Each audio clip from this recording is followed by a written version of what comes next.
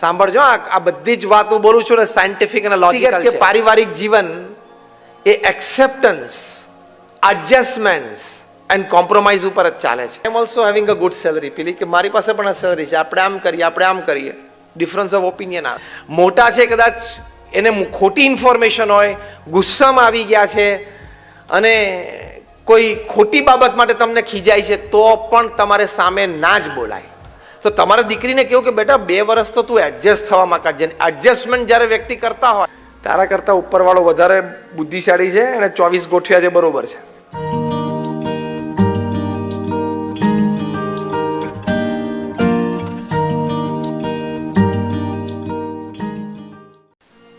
એટલે એમને વિષય એવો આપ્યો કે family is the home of happiness. એટલે કે પરિવાર છે એ સુખનું સરનામું છે. અને આ વાત બહુ હકીકત છે. હમણાં જ હાર્વર્ડ યુનિવર્સિટીમાં એક સર્વે થયો, લગભગ 1 લાખ પરિવારમાં સર્વે થયો. 100 કરતાં વધારે દેશોમાં સર્વે હતો. એ સર્વેનો મુખ્ય પ્રશ્ન એ હતો, દરેક પરિવારજનને એવું પૂછવામાં આવતું કે what according to you is the greatest joy upon this earth. એટલે કે આપની દ્રષ્ટિએ પૃથ્વી પર સૌથી મોટો આનંદ શું છે?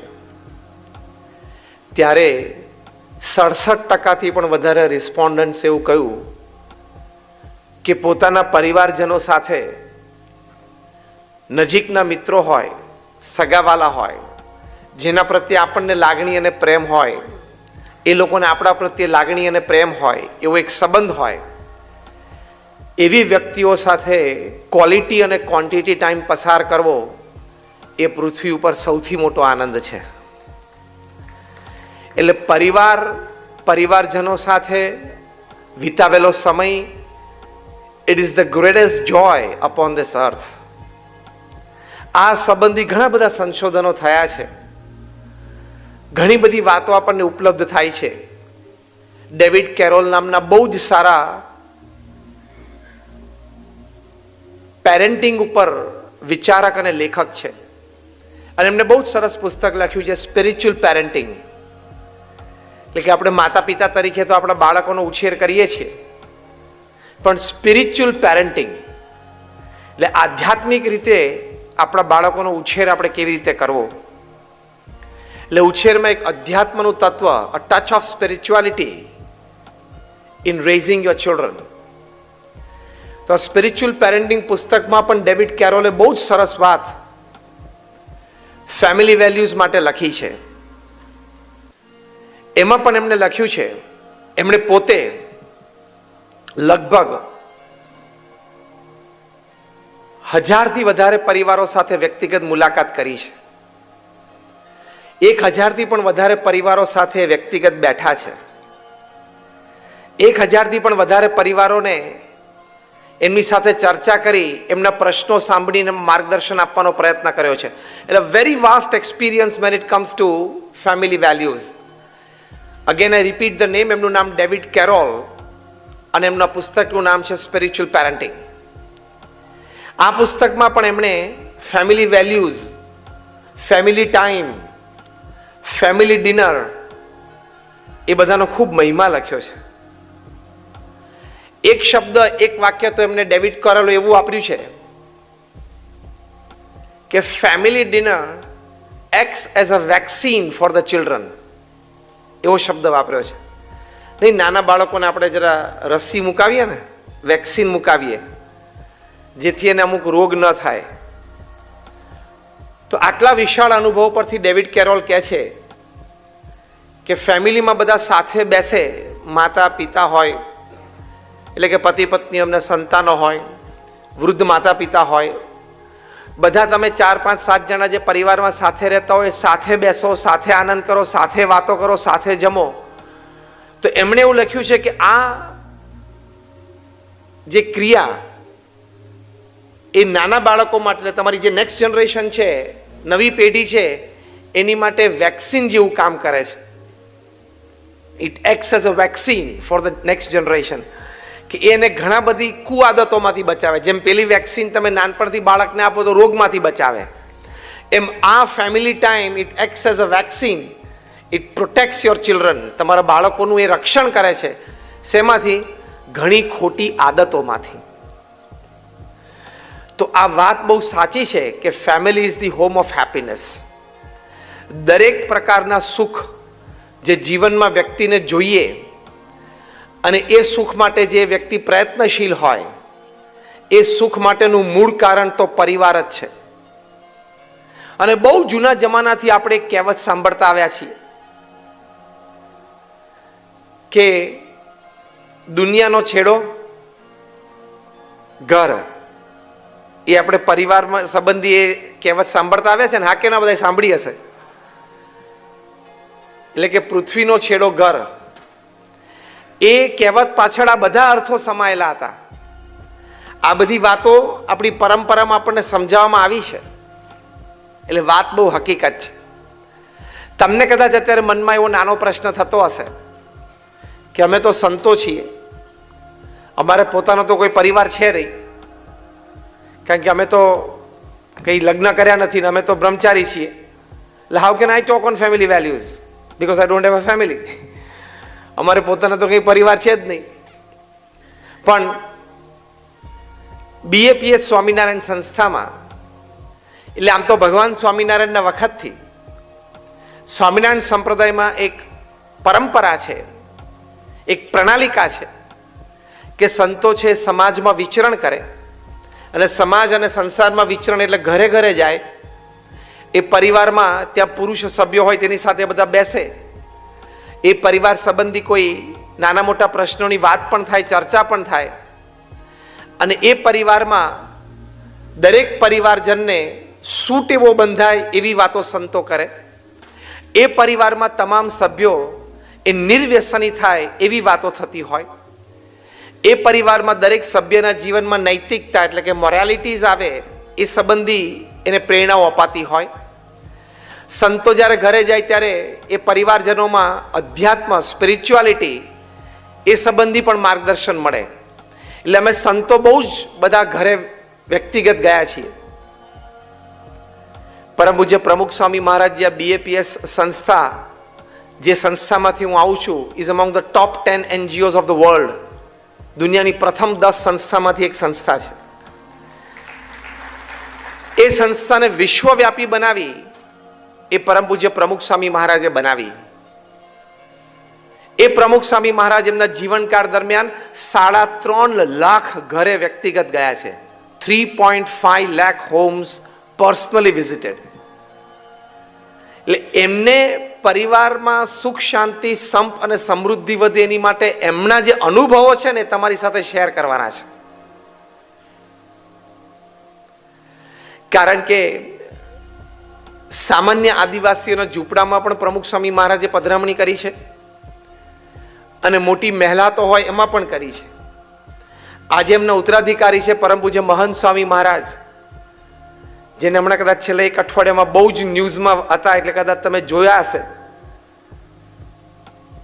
પરમ પૂજ્ય મહંત સ્વામી મહારાજે હમણાં 8-9 દિવસ પહેલા 20મી એપ્રિલે મિડલ ઇસ્ટમાં યુનાઇટેડ આરબ એમિરેટ્સ UAEમાં એની રાજધાની અબુધાબીમાં શેખ ઓફ અબુધાબી મોહમ્મદ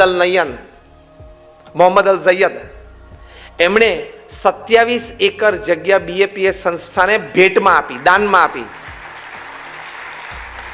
એટલે તમે બધાએ અક્ષરધામ જોયું હશે, yes or no? Just raise your hands. Gandhinagar or Delhi Akshardham, almost all of you, લગભગ બધાએ. એ અક્ષરધામ જેવું કેમ્પસ અબુધાબીમાં ઊભું થશે આવતા 2 વર્ષમાં. આ એક જ એવું મોટું કાર્ય થશે કે 2 મોટા સમાજ નજીક આવશે, 2 મોટી જ્ઞાતિઓ નજીક આવશે, અને એનાથી બહુ જ મોટું પરિવર્તન ભવિષ્યમાં આવી શકે એવી શક્યતા છે. એવું મોટું કાર્ય પ્રમુખ સ્વામી મહારાજે પૃથ્વી ઉપર કર્યું. એમના વિઝડમની વાતો તમારી સાથે શેર કરવાની. મેં કહ્યું એમ એમને 3.5 લાખ ઘરે પધરામણીઓ કરી છે. નાના મોટા વ્યક્તિગત પારિવારિક પ્રશ્નો માટે લોકો એમને પ્રશ્નો એટલે પત્રો લખતા એવા 7.5 લાખ પત્રો એમણે વાંચ્યા અને એનો ઉત્તર આપ્યો છે. At an unbelievable average of reading and answering more than 70 letters a day without a Sunday for 45 years. Unbelievable. રોજના 70 પત્રો વાંચવા અને જવાબ આપવો એટલે 2-4 દિવસ સુધી નહીં, 45 વર્ષ સુધી રવિવાર નહીં જોવાનો. પ્રમુખ સ્વામી મહારાજ એવી રીતે ઉત્તર આપ્યા છે. રોજ સવાર બપોર સાંજ 150 વ્યક્તિઓને વ્યક્તિગત મુલાકાત આપી એના પ્રશ્નો સાંભળતા. એના જીવનમાં પરિવારમાં જેમ જટિલ પ્રશ્નો હોય જેની માટે એને આમ મૂંઝવણ રહેતી હોય, પ્રશ્ન રહેતો હોય, એવા 500 વ્યક્તિઓ રોજ પ્રમુખ સ્વામી મહારાજે 2 મિલિયન 20 લાખ લોકોને વ્યક્તિગત મળીને એના પ્રશ્નનું સમાધાન કરી આપ્યું. રોજ 2 થી 3 કલાક એડમિનિસ્ટ્રેટિવ મિટિંગમાં બેસવાનું. કારણ કે તમે જે અક્ષરધામનું કેમ્પસ જોયું છે એવા નાના મોટા 1200 કેમ્પસ 1200 પ્રમુખ સ્વામી મહારાજે સિંગલ હેન્ડેડલી ઊભા કર્યા. જે બાંધકામમાં હોય ને એને ખબર પડે 1200 અક્ષરધામ જેવા કેમ્પસ નાના મોટા ઊભા કરવા એટલે શું. એની સાથે સાથે 80 થી પણ વધારે હોસ્પિટલ્સ, હોસ્ટેલ્સ, સ્કૂલ્સ અને કોલેજીસ એ પ્રમુખ સ્વામી મહારાજે ઊભી કરી, એટલે કે નિર્માણ કર્યું અને એનું સફળ સંચાલન કર્યું. એટલે આટલો મોટો સંપ્રદાય એમને ચલાવ્યો. હમણાં જ 2.5-3 વર્ષ પહેલા જે પોતે ધામમાં પધાર્યા 95 વર્ષની ઉંમરે, અને અમારા જેવા લગભગ 1200 સંતોને એમણે દીક્ષા આપી. એમાંથી 750 થી પણ વધારે સંતો graduates, post graduates, chartered accountants, doctors ને એન્જિનિયર્સ છે. એમાંથી 150 થી પણ વધારે સંતો Born American and British citizen છે. એમાંથી 50 થી પણ વધારે સંતો એ Stanford, Harvard, Carnegie melon, Yale, Keylong એવી ઇન્સ્ટિટ્યૂટમાંથી ભણેલા છે. અમારા ઘણા બધા સંતો 22-25 વર્ષની ઉંમરે $1 લાખ, $2 લાખનો સેલરી છોડીને સંત થયા છે. આ મેં તમને એટલા માટે વાત કરી કે તમને એવું ના થાય કે નહીં ફાવ્યું હોય, નહીં ગમ્યું એટલે અહીં આવી ગયા. કેમ નહીં જામ્યું એટલે અહીં આવી ગયા. બધું જામેલું જ હતું ને ગમેલું જ હતું. What I mean to say is કે પ્રમુખ સ્વામી મહારાજને સમાજનો આટલો બધો વિશાળ અનુભવ, સમાજની બધી ગતિવિધિઓ સાથે એ હંમેશા સુમેળમાં રહેતા. તો એમના જે અનુભવની વાતો છે, કારણ કે હજારો પરિવારના વિખવાદમાં મધ્યસ્થી બનીને એમને એ વિખવાદ મિટાવી દીધો. હજારો પરિવારમાં કોઈ 1-2 વ્યક્તિને કંઈક પરિવારમાં અસંતોષ હોય ને ઝઘડા હોય, એમને માર્ગદર્શન આપીને એ ઝઘડો એ મિટાવી દીધો. આવા હજારો પરિવાર અત્યારે સમાજમાં એવા છે કે દે આર હેપી ટુડે. આજે એ લોકો સુખી છે because of Pramukh Swami Maharaj intervention at the right time. એટલે અમે સંતો પણ વિચરણ વધી ગયા છે. મેં પણ I think in the last 30 years લગભગ 25,000 થી પણ વધારે ફેમિલીની પર્સનલ વિઝિટ એમના ઘરે જઈને, દુનિયાના લગભગ 30 દેશોમાં 200 જેટલી સિટીઝમાં તો હું 25,000 ફેમિલીને વ્યક્તિગત મળ્યો છું. એટલે એ પ્રમુખ સ્વામી મહારાજનો એક વિશાળ અનુભવ, એમનું શાણપણું, એની સાથે આ બધી થોડી વાતો એ તમારી સાથે શેર કરવાની કે how your family is the home of happiness. એમાં આપણે જઈએ પહેલા અમુક ચેક પોઈન્ટ્સ આપણે વિચારી લેવાના, સમજી લેવાના, જે આપણે ધ્યાન રાખવાનું છે. પહેલો મોટો ચેક પોઈન્ટ એ છે કે when you are a family, તમે જ્યારે એક પરિવારની જેમ સાથે આવ્યા છો, it is a divine unit. It is not an accident. એક એક્સિડન્ટ નથી થયો તમે ભેગા આવી ગયા બધા. પતિ પત્ની, દીકરા દીકરી, મા બાપ. ઘણી વખત કોઈને એવું એરેન્જ મેરેજ હોય, એરેન્જ મેરેજ ના હોય, સેલ્ફ અરેન્જ મેરેજ હોય.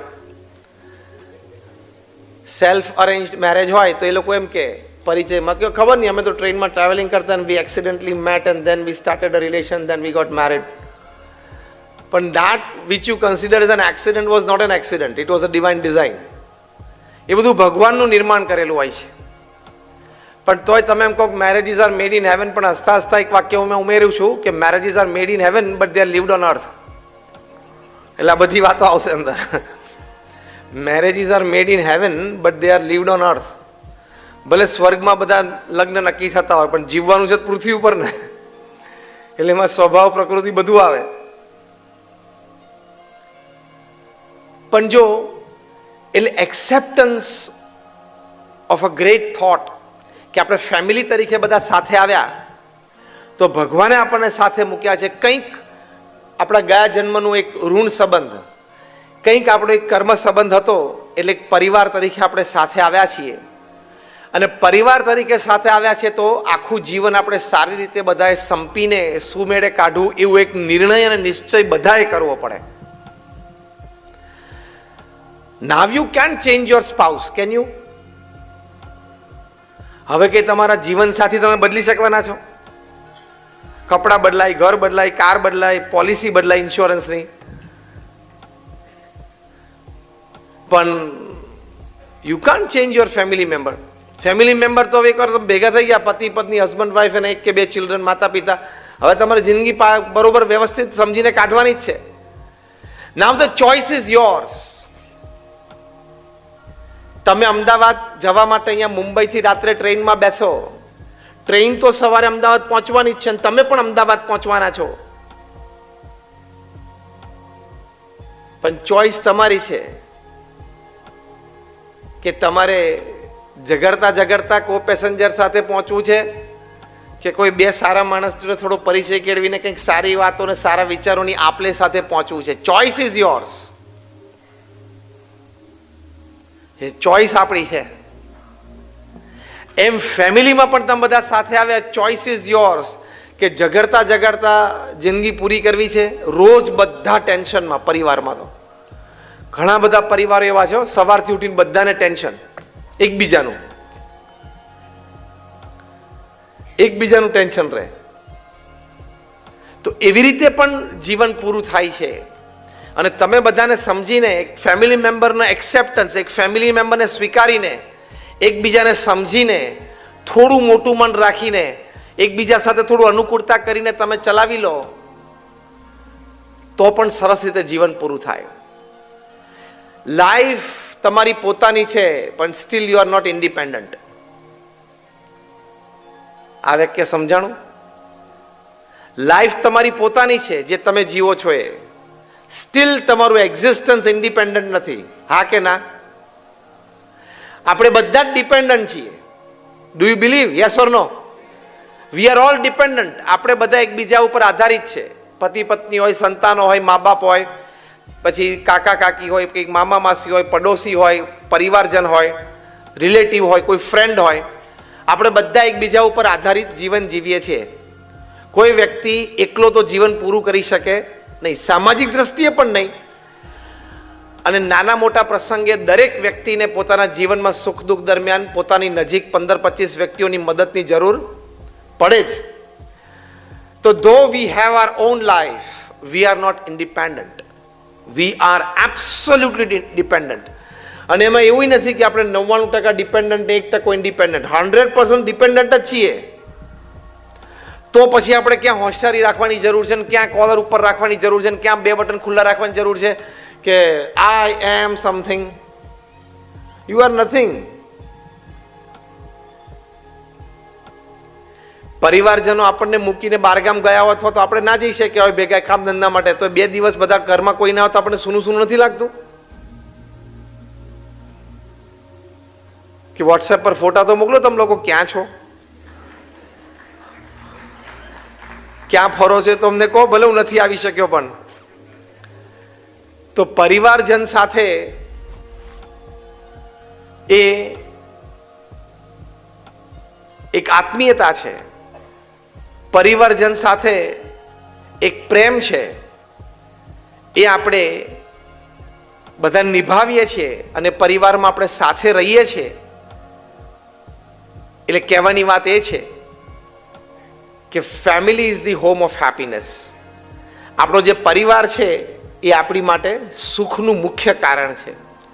તો જ્યારે આપણો પરિવાર જ આપણી માટે સુખનું મુખ્ય કારણ છે, તો આપણે આપણા પરિવારને પૂર્ણ રીતે સ્વીકારી લેવાનો. પૃથ્વી પર દરેકનું જીવન, વ્યક્તિગત જીવન કે પારિવારિક જીવન, એ વ્યક્તિગત કે પારિવારિક જીવન એ એક્સેપ્ટન્સ, એડજસ્ટમેન્ટ્સ એન્ડ કોમ્પ્રોમાઇઝ ઉપર જ ચાલે છે. તમે જો દરેકનું જીવન એ એક્સેપ્ટન્સ ઉપર ચાલશે, એડજસ્ટમેન્ટ ઉપર ચાલશે અને કોમ્પ્રોમાઇઝ ઉપર ચાલશે. આ ત્રણ શબ્દમાં દરેકે સ્વીકાર પણ કરવો પડે અને માસ્ટરી પણ મેળવવી પડે. સ્વીકાર, પરિવારજનનો સ્વીકાર. બીજું શું? એડજસ્ટમેન્ટ. અહીંયા કોઈ બેઠા એમ કહી શકે કે મારા ઘરમાં, મારા પરિવારમાં કાયમ મારું ધાર્યું થાય છે? આની ઊંચી કરો તો 30-40 વર્ષ લગ્નને થઈ ગયા હોય તો નહીં ને, કે 2 વર્ષ થયા હોય નહીં ને. એડજસ્ટમેન્ટ છે. કોક વખત આપણા મનનું સચવાય, કોક વખત સામેવાળી વ્યક્તિનું મનનું સચવાય. કોમ્પ્રોમાઇઝ છે. સારું થઈ ગયું. તો adjustment, acceptance and compromise is life. એટલે મેં તમને 2 વાત કરી. એક તો પરિવારજન તરીકે તમને બધાને ભગવાને ભેગા મૂક્યા છે. It's a divine design. ભગવાનની ઈચ્છાથી તમે પરિવાર તરીકે ભેગા આવ્યા છો, એ વિચાર પહેલો મનમાં રાખવાનો. બીજું કે આપણે આપણા પરિવાર સાથે એડજસ્ટમેન્ટ, એક્સેપ્ટન્સ અને કોમ્પ્રોમાઇઝની ભાવના હંમેશા રાખવાની. કારણ કે હવે આપણે એમાં બદલાવ લાવી શકવાના નથી, હવે એમાં કોઈ ચેન્જ આવવાનો નથી, હવે એમાં કોઈ પરિવર્તનની શક્યતા નથી.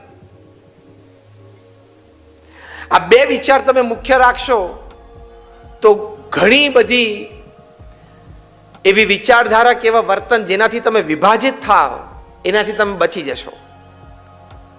તો પહેલી વાત પરમ પૂજ્ય પ્રમુખ સ્વામી મહારાજા એમના વિશાળ અનુભવ પરથી કહેતા, આ એમનો જન્મ શતાબ્દી વર્ષની બધી ઉજવણી છેલ્લા 3 વર્ષથી ચાલે છે. 2021ની સાલમાં ડિસેમ્બર મહિનામાં અમદાવાદમાં 33 દિવસનો મોટો ઉત્સવ થશે. એમનો શતાબ્દી મહોત્સવ, 100 વર્ષનો ઉત્સવ થશે. એ અંતર્ગત સમાજ માટે એમનો એક ઉપદેશ, એમનો એક આ વિચાર દરેકના સુખાકારી માટે. The first thing use to say was, પ્રમુખ સ્વામી મહારાજ કહેતા કે પરિવારજન સાથે અહમ અને મમત્વનો પ્રશ્ન આવવા ના દેવો. મી એન્ડ માઇન, ઈગો, એ પરિવારજન સાથે આવવા દેવો નહીં. એ તમારે જ્યાં કરવું હોય ત્યાં કરજો, તમારા ઘરની 4 દિવાલની અંદર નહીં. ત્યાં એડજસ્ટમેન્ટ અને કોમ્પ્રોમાઇઝ ઉપર જ ચાલવાનું. અઠવાડિયા સુધી, 10 દિવસ સુધી તમને ભાવતી આઈટમ ના બની હોય તો એ બૂમો પાડવાની નહીં. થશે 10 દિવસ પછી થશે, એનો ટાઈમ આવે તો થાય. હકીકત છે ને. તારે તો દર અઠવાડિયે ઢોકળા જોતા ક્યાંથી કાઢવા? એનો ટાઈમ આવશે એટલે થશે. The fact is this. એટલે એમાં અહમ મમત્વનો પ્રશ્ન નહીં. બહુ સારા એક દ્રષ્ટાંતથી આ વાત આપણને સમજાવવામાં આવે છે કે પેલો સાપ હોય ને, એ બધી જગ્યાએ વાંકો ચાલે ને, અને દરમાં જાય ત્યારે જે દર હોય ને, દર એમાં સીધો અંદર જતો રહે. ત્યાં પછી આ દોડો ના ચાલે.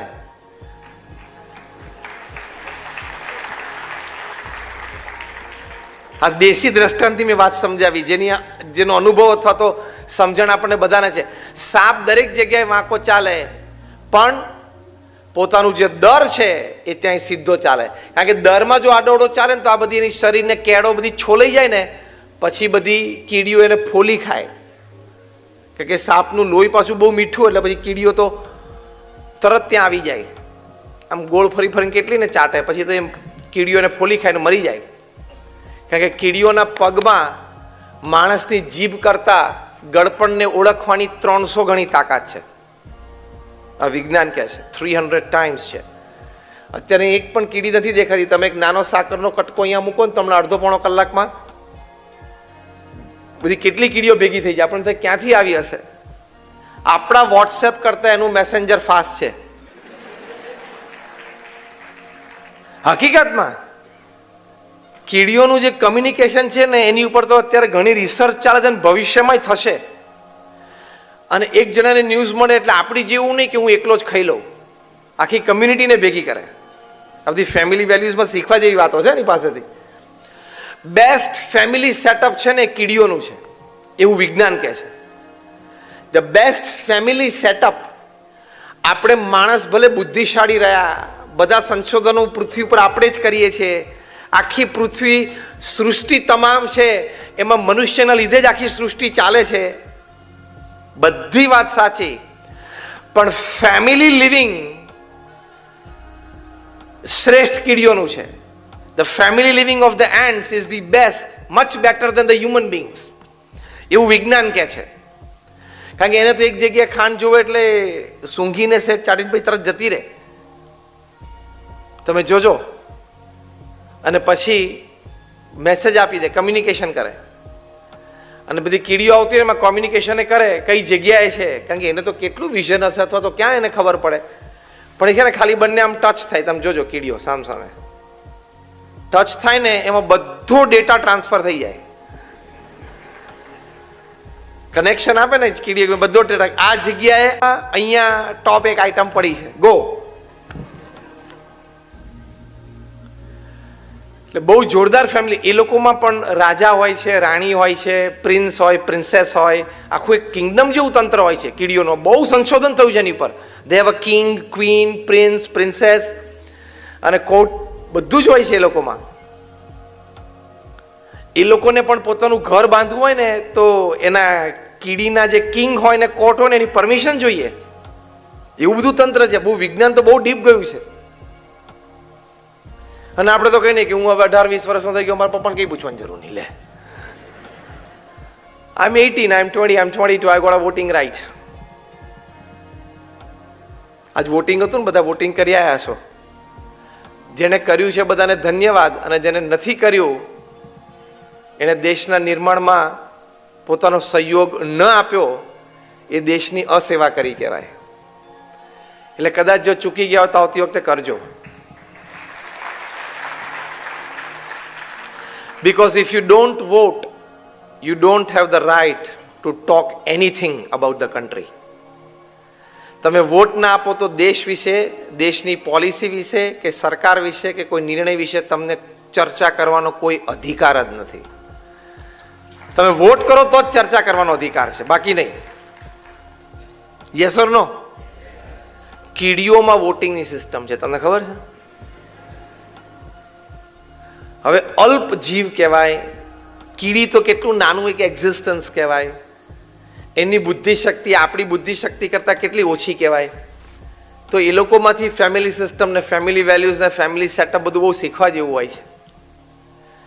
તો જો પહેલી વાત આ છે કે આપણે અહમ અને મમત્વ કોઈ દિવસ આવવા ના દેવો. No ego, no me, no mind, no myself in the family. We all are one. We all on the same platform. આપણે બધા એક છીએ, પરિવાર છીએ. For that values a constant વિચાર તમારે મનમાં રાખવાનો. So no ego, no selfishness amongst family members. There you live with an open heart. તો તમને ખૂબ આનંદ આવશે. કારણ કે હાર્વર્ડ યુનિવર્સિટીનો સર્વે છે, greatest joy upon this earth, પૃથ્વી પર સૌથી મોટો આનંદ પરિવારનો આનંદ છે.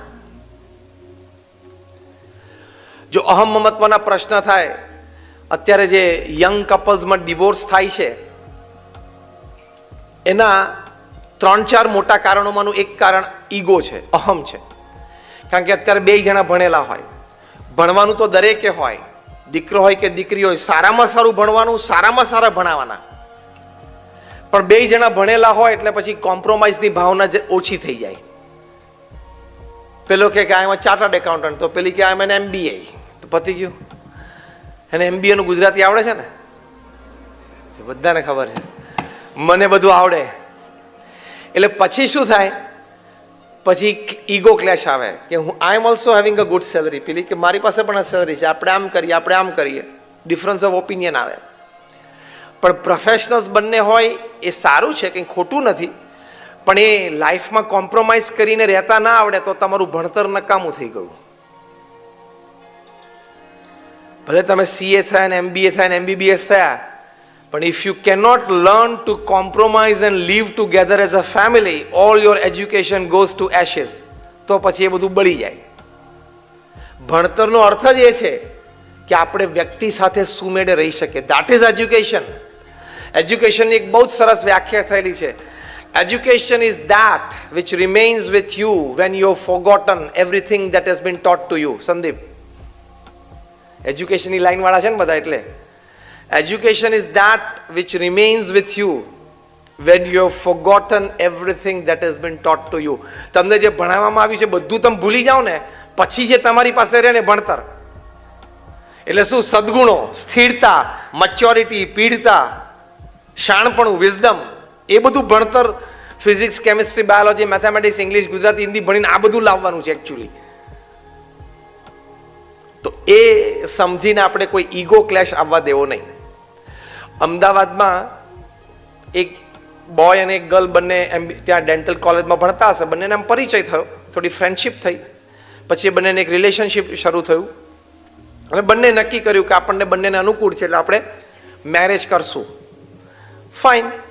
બંને જણાને ડેન્ટલ કોલેજ પૂરી થઈ, બંને જણા ડેન્ટિસ્ટ થઈ ગયા, એટલે બંને જણાએ પોતપોતાના ઘરે રજૂઆત કરી કે મારે અહીંયા મેરેજ કરવા છે. પણ વોટ એવર ધ રીઝન, જે કંઈ કારણ હશે, પણ બંને પરિવારમાંથી ના આવી કે તમારે અમે તમને પરમિશન ના આપીએ. એટલે આ બંને તો એકદમ સ્ટ્રોંગ રિલેશનશિપમાં હતા, એટલે બંને નક્કી કર્યું કે આપણે પીજી કરીએ, પોસ્ટ ગ્રેજ્યુએશન. એટલે બંને જણાએ પોસ્ટ ગ્રેજ્યુએશન કર્યું, એટલે બીજા 2-3 વર્ષ નીકળી જાય. એ દરમિયાન અને પછી પણ પરવાનગી માંગી, પણ જે પણ કારણ હશે બંને પરિવાર તરફથી પરવાનગી ન મળી. પણ બંને એટલા સંસ્કારી કે મા બાપની ઈચ્છા વિરુદ્ધ તો આપણે કંઈ કરવું નથી. એમને મા બાપને આપણને ઉછેર્યા છે તો આપણે એને રાજી રાખવા છે, આપણે એની જોડે સંબંધ સારો રાખવો છે.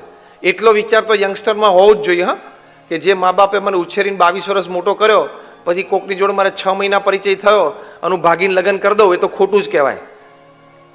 એ આપણી સંસ્કૃતિ નથી. મા બાપને સમજાવીએ, પ્રયત્ન કરીએ અને વિચાર પણ કરીએ, અને મા બાપનો વિચાર હોય એની ઉપર પણ વિચાર કરીએ. મા બાપ કંઈ આપણા દુશ્મન તો છે નહીં, એ કંઈ આપણે દુઃખી થાય એવું તો વિચારતા નથી. કદાચ કોઈક જગ્યાએ તમને અનુકૂળ હોય તો મા બાપને કહેવું, વિચારે, અને પછી ચર્ચા થાય, એમાં મા બાપ સ્ટ્રોંગ પોઈન્ટ રજૂ કરે, જો આટલા આટલા પ્રશ્નો થવાની શક્યતા, તો એમને એક અનુભવ છે, એમને એક જમાનો જોયેલો છે, તો યંગસ્ટર્સે થોડુંક માનવું પડે. હા કે ના? ગઈઢા બધા પરણેલા હા પાડો છે ને, મારે યંગસ્ટર્સ પાસેથી આ જોઈએ છે.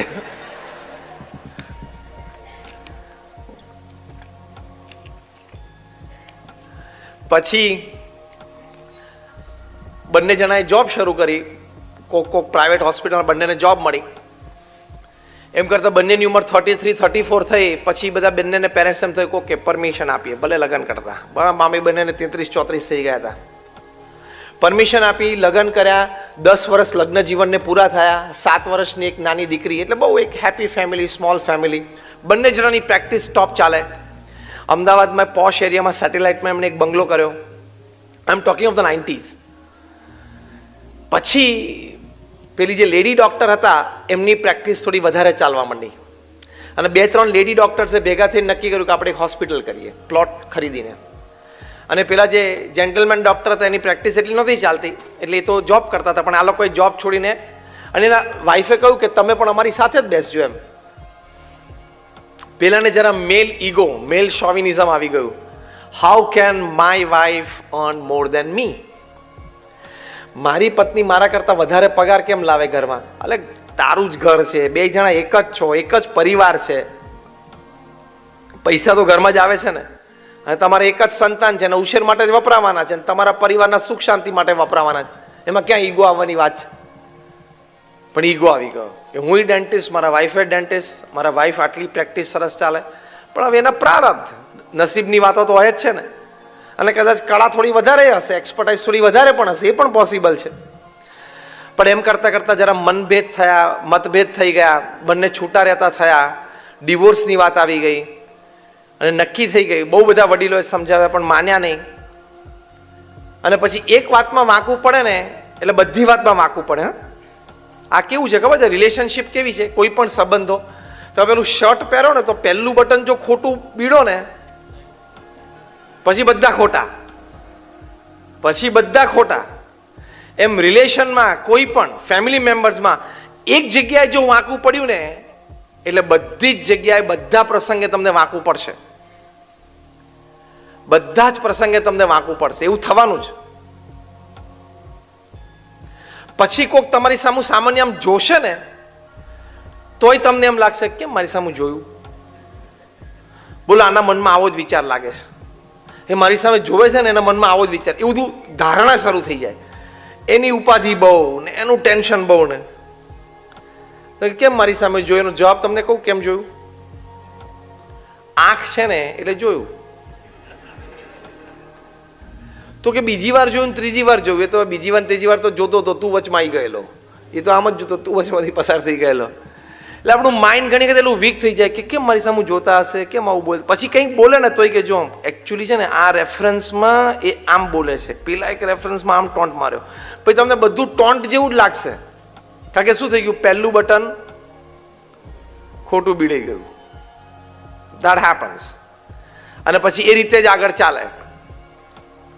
હવે બંનેના લોયર્સે કીધું કે તમે આવી જાઓ, સોમવારે સવારે મ્યુચ્યુઅલ એગ્રીમેન્ટથી ડિવોર્સ કરી આપીએ, you sign your divorce papers. બંને જણા કોર્ટમાં ગયા. કોર્ટે પહેલો પ્રશ્ન પૂછ્યો કે આ 7 વર્ષની નાની દીકરી છે એની કસ્ટડી કોણ લેશે? નોર્મલી તો માઇનર કહેવાય એટલે માતા પાસે રહે. એની માતા કે ના હું તો બહુ બિઝી છું, સવારે 8 થી રાત્રે 11 વાગ્યા સુધી મારી પ્રેક્ટિસ ચાલે છે, એટલે હું તો બહુ જ બિઝી છું, મારાથી તો શક્ય જ નથી. મારા હસબન્ડ છે ને રિલેટિવલી ફ્રી હોય છે, એ રાખશે. એટલે પાછું એ ઝાટકો વાગ્યો કોર્ટમાં. અને હસબન્ડ કે ના મને તો ડોટરનો ઉછેર બધો ફાવશે નહીં, બહુ નાની દીકરી, હું કેવી રીતે, હું આખો દિવસ બિઝી હોઉં કામમાં હોઉં. કોર્ટે કીધું પહેલા આ નક્કી કરો, પછી ડિવોર્સ પેપર ઉપર સાઇન કરવાની તમને કોર્ટ પરમિશન આપે. પણ ન થઈ શકે એટલે કોર્ટે કીધું વાંધો નહીં, આ નાની બાળકી છે એના દાદા દાદી અને નાના એને કાલે બોલાવો, અમે એને પૂછીએ. કોર્ટ એમને પૂછશે કે આ બાળકીની કસ્ટડી કોણ રાખશે. એ લોકો આવે અને કોર્ટે બહુ આગ્રહ કર્યો. પછી એ નાની બાળકીની નાની એટલે એના મમ્મીની મમ્મી એને કીધું કે સારું હું ધ્યાન રાખીશ. જેવી એમણે હા પાડેલી આમ પેક્ટ કોર્ટમાં, એટલે હસબન્ડ વાઈફ બંને ડેન્ટિસ્ટ એકદમ આમ ભણેલા તો હતા જ, મેનર તો હતા જ, ભણેલા હતા અને મેનર્સ હતા. એટલે આમ સરસ, oh thank you mom, thank you very much. આ ભણતર લજ્યું, મેનર્સ ખરા પણ વેલ્યુઝ નહીં. અત્યારના જનરેશનમાં બહુ પ્રોબ્લેમ છે. મેનર્સ બહુ હોય, એટિકેટ્સ બહુ હોય, પણ પાછા વેલ્યુઝ ને વર્ચ્યુઝમાં ખામી આવતી જાય છે. પછી પેપર સાઇન કરીને બંને જણા પાર્કિંગ લોટમાં જઈને પોતપોતાની ગાડી લઈને જતા રહ્યા. પેલી નાની એમની દીકરાની દીકરીને રોજ સવારે ઓટો રિક્ષામાં સ્કૂલે મૂકવા જાય અને બંગલા પાસેથી પસાર થાય એટલે પેલી બાળકી એની નાનીને પૂછે કે નાની નાની ફરી વખત પપ્પા મમ્મીને હું 3 જણા અહીંયા અમારા જૂના ઘરે બંગલામાં ક્યારે સાથે રહેવા જશું? ત્યારે એના નાની પાસે કોઈ ઉત્તર ના હોય. જો આવા અહમ અને મમત્વના પ્રશ્ન થઈ જાય, ઈગો, એટલે એ પછી પરિવારમાં બહુ દુઃખદાયી છે. એટલે એ તમારે પરિવાર માટે વાત ન રાખવી. ફરી વખત દરમાં સાપ સીધો જારે, ત્યાં આડોઅવડો થાય નહીં. એટલે ત્યાં શાંત અને સ્થિર રહેવાનું. બીજો એક મોટો પ્રશ્ન પરિવારના વિખવાદ માટે એ છે, એક અહમ મમત્વનો પ્રશ્ન છે.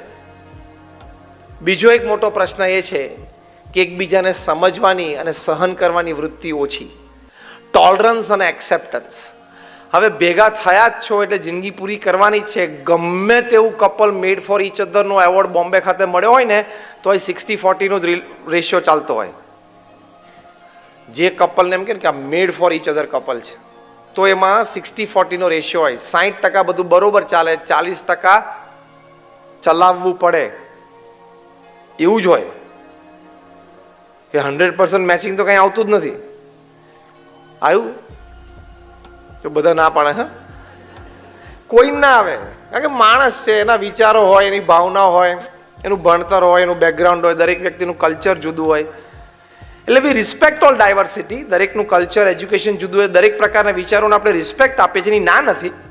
પણ કહેવાની વાત એ છે કે એ તમારે 60-40 જ ચાલે, 60% બધું બરોબર ચાલે, 40% કોમ્પ્રોમાઇઝ ઉપર ચલાવવું પડે. એટલે એક્સેપ્ટન્સ અને ટોલરન્સ. અમારા સંપ્રદાયમાં BAPS સંસ્થામાં અમારા એક આશ્રિત હરિભક્ત છે, જજ છે, પોતે ડોક્ટર જજ BD સોની. પોતે ડિસ્ટ્રિક્ટ કોર્ટમાં થી રિટાયર થયા, 30 વર્ષ પોતે જજ રહ્યા, ફેમિલી કોર્ટ્સમાં પોતે જજ હતા. એક વખત અમારી શિબિરમાં અરાઉન્ડ 10,000 પીપલ, અને અમે એમનો ઇન્ટરવ્યુ લીધેલો. અને એ ઇન્ટરવ્યુમાં અમે એમને પૂછ્યું કે તમે 30 વર્ષ ફેમિલી કોર્ટમાં રહ્યા, તમે કેટલા ફેમિલી ડિસ્પ્યુટ્સ સાંભળ્યા છે તમારા કોર્ટમાં એઝ અ જજ? એમણે કીધું કે અરાઉન્ડ 30,000. 30,000 પરિવારના વિખવાદો મેં મારા કોર્ટમાં સાંભળ્યા છે. ત્યારે અમે એને પ્રશ્ન પૂછ્યો, બધા 10,000 બધા શિબિરાર્થીઓ બેઠા હતા, કે તમે 30,000 પરિવારના પ્રશ્નો, વિખવાદો અને ઝઘડા સાંભળ્યા છે, તો તમારી દ્રષ્ટિએ પરિવારમાં વિખવાદનું મુખ્ય કારણ શું છે? What is the main reason of disputes in family? ત્યારે આ જજ બીડી સોની સાહેબે વાત કરેલી કે મારી દ્રષ્ટિએ 30,000 કેસનો નિષ્કર્ષ બે જ શબ્દો છે કે lack of tolerance and lack of acceptance. સહન કરવાની કોઈની વૃત્તિ નથી, ઝીરો થઈ ગઈ છે. સહન કોઈને નથી કરવું. આપણે કઈ મેન્ટાલિટીમાં ઉછર્યા છીએ આ જનરેશન તો ટિપિકલી કે જો હું ખોટો હોઉં ને તો મને જાહેરમાં 2 લાફા મારી દેજે, હું એક શબ્દ નહીં બોલું, પણ જો હું સાચો હોઈશ ને તો હું આમ 2 ન ખડાડી દે, થોડીક જ જગ્યા બાકી હોય, આટલું સહન નહીં કરું. એવી મેન્ટાલિટીથી આપણે ઉછેર્યા છીએ. હા કે ના? હું ખોટો હોઉં તો મને જાહેરમાં 2 લાફા મારી દેજે. સજ્જન, હા, એકદમ પાછો. પણ હું સાચો હોઈશ ને હું જરાય સહન નહીં કર્યું. એ મેન્ટાલિટી ખોટી છે. સાચા હોય ને તો પણ મોટાની મર્યાદા રાખવા માટે સહન કરી લેવું પડે. એ સમયે તો કંઈ બોલાય જ નહીં. સાચા હોય ને તો પણ સમાજની એક વ્યવસ્થા જાળવી રાખવા માટે, પરિવારમાં સંપ જાળવી રાખવા માટે મોટા હોય એ બોલતા હોય ત્યારે નાનાએ ચૂપ જ રહેવાનું હોય. હા કે ના? મોટા છે, કદાચ એને ખોટી ઇન્ફોર્મેશન હોય, ગુસ્સામાં આવી ગયા છે અને કોઈ ખોટી બાબત માટે તમને ખીજાય છે, તો પણ તમારે સામે ના જ બોલાય.